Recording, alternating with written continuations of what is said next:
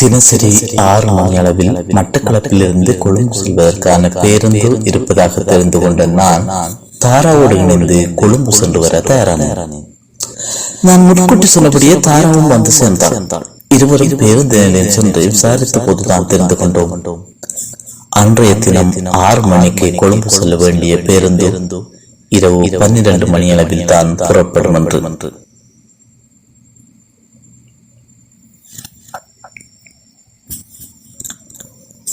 எங்களை பேருந்து நிலையத்திற்கு அழைத்து செல்ல முச்சக்கர வண்டி ஓட்டுநர் கூறினார், தம்பி இன்றிரவு 7 மணிக்கு கொழும்புக்கு ஒரு புகையிரத வண்டி செல்ல உள்ளது என்று.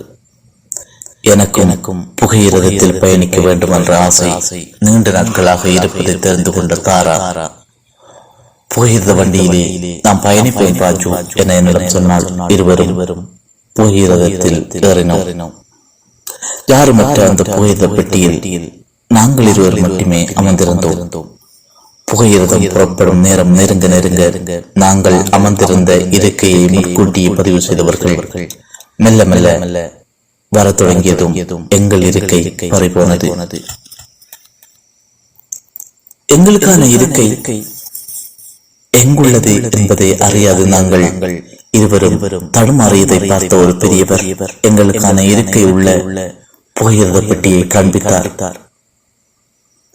எனக்கு புகையிரதத்தில் கன்னியோடான கன்னி பயணம் என்பதனால் பதட்டமாகவே இருந்தது. சினிமாவில் எப்படியான பயணத்தை எவ்வளவு சுதந்திரமாக பயணித்துக் கொண்டிருப்பதை ரசித்த எனக்கும் அவ்வாறு பயணிக்க வேண்டும் என்ற ஆசைதான். ஆனால் அந்த ஆசைக்கு தாரா இடம் தரவில்லை. ஜன்னலோரமாய் அமர்ந்து கொண்ட தாரா, இங்கே பார் ராஜு, புகையிரத்து திருடர்கள் அதிகம், அங்கே இங்கே என்று நடந்து தெரிய வேண்டாம். அதுவும் நாம் பயணிப்பது இரவில். உடனே என் அருகில் வந்து உட்காரு என கட்டளையிட்டாள். தாராவின் பக்கத்தில் நானும் அமர்ந்து கொள்ள என் கையை அவளின் கையோடு சேர்த்துக் கொண்டு அவளின் கால் தொடையின் மேல் வைத்து, எப்பவும் நாம் எப்படி இருக்க வேண்டும் ராஜு என சொல்லி முடிப்பதற்கு முன்பே ஆசை நிறைந்த ஏக்கத்தோடு பெருமூச்சு விட்டாள். நாங்கள் இருவரும் ஒன்றாக எப்போது பயணித்தாலும் சுதந்திர பறவைகளாக கவலை மறந்து, இது எங்களுக்கான உலகம், இதில் நாங்கள் மட்டுமே இருக்கின்றோம் என்ற நினைவோடு எந்த கவலையும் இல்லாமல் சுதந்திரமாய் பயணிப்போம்.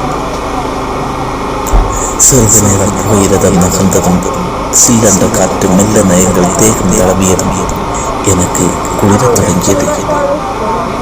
என்னை பார்த்து, உனக்குத்தானே குளிர்தான சக்தியிலே செல்லம் என சொல்லி அவள் அணிந்திருந்த துப்பட்டாவை எடுத்து என்னை போர்த்தி விட்டாள். பாவம், அவள் மட்டும் என்ன குளிர் தாங்குவாளா? இல்லை அந்த துப்பட்டா குளிராமல் தான் தடுக்குமா? அந்த துப்பட்டாவினால் தாராவின் செத்து நான் பொத்தி தாராவின் தோளில் சாய்த்து கொண்டேன். சிறிது நேரம் கழிந்ததும் அவளின் தோல் மட்டுமல்ல தோளும் வலிக்கும் என நினைத்து நான் என் தலையை தூக்கியதும் அப்படியே படுத்துக்க செல்ல என சொன்னாள் தாரா. தோல் வலிக்குமே பாப்பா உனக்கு என சொன்ன என்னிடம், இல்லடா குட்டி, நீ தூங்குவதில் எனக்கு சுகமாய் தண்டை இருக்கு என சொன்னவள் என் முகத்தை ஒரு ஏக்க பார்வையில் பார்த்தாள். அவளின் பார்வையின் அர்த்தம் எனக்கும் புரிந்தது. இரவு பயணம். ஆமாம், அது இரவு பயணம் என்றாலும் நான் அங்கும் இங்கும் சுற்றி பார்த்தேன். எல்லோருமே தூங்கிக் கொண்டிருந்தார்கள். சட்டம் அவள் கன்னத்தில் ஒரு முத்தம் கொடுத்தேன்.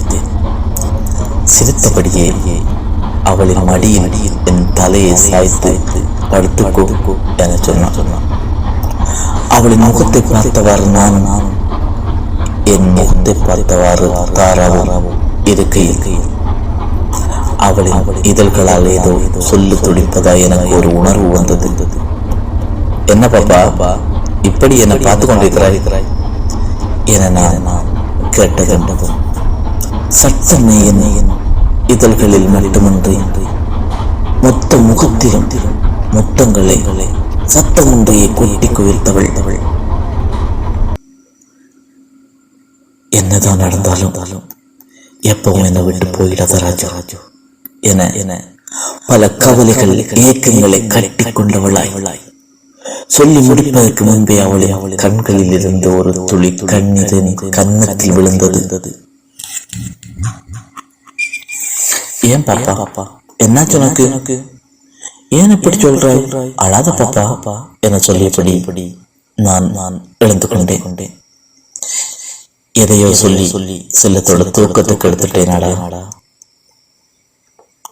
என கேட்டு அவளின் பிரயாண பையில் இருந்த ஒரு புத்தகத்தை எடுத்து என்னிடம் வந்தாள்.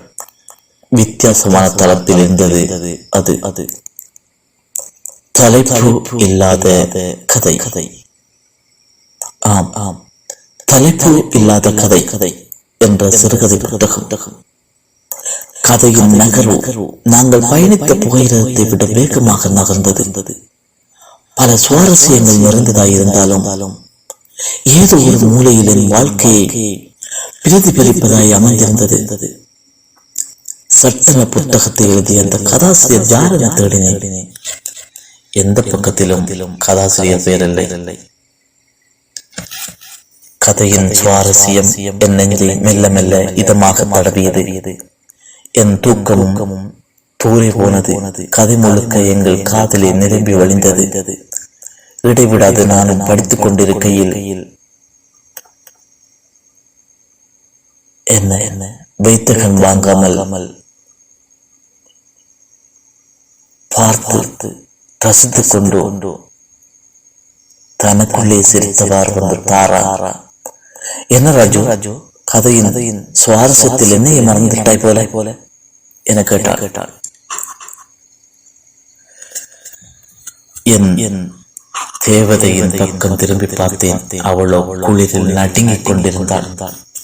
நேரம் அதிகாலை 2 மணியை அண்மித்துக் கொண்டிருந்தது. எனக்கும் சரியான குளிர்தான். என்னை பார்த்தவள் ராஜு எனது இருக்கு கட்டி பிடித்துக்கோ, கொஞ்சம் குளிர் குறையும் என்றாள். அவளின் சொல்லுக்கு நாங்கள் நானும் அவளை கட்டி அணைத்தபடி இருவரும் தூங்கிவிட்டோம். தூக்கம் எழுந்து பார்த்த போது ஆச்சரியம். எங்களை தவிர வேறு யாரும் அங்கே இல்லை. நாங்கள் இறங்க வேண்டிய இடத்திலேயே தான் போயிரதம் நின்று கொண்டிருந்தது. ஆனால் தாராவின் கை கழுத்தில் இருந்த நகை எதுவுமே எங்களிடம் இல்லை. இரவு நேரத்தில் பயணம் செய்யும் போது நாம் தான் நமது உடைமைகளை பாதுகாக்க வேண்டும் என்பது அப்போது காரணங்கள் மூளைக்கு புலனானது.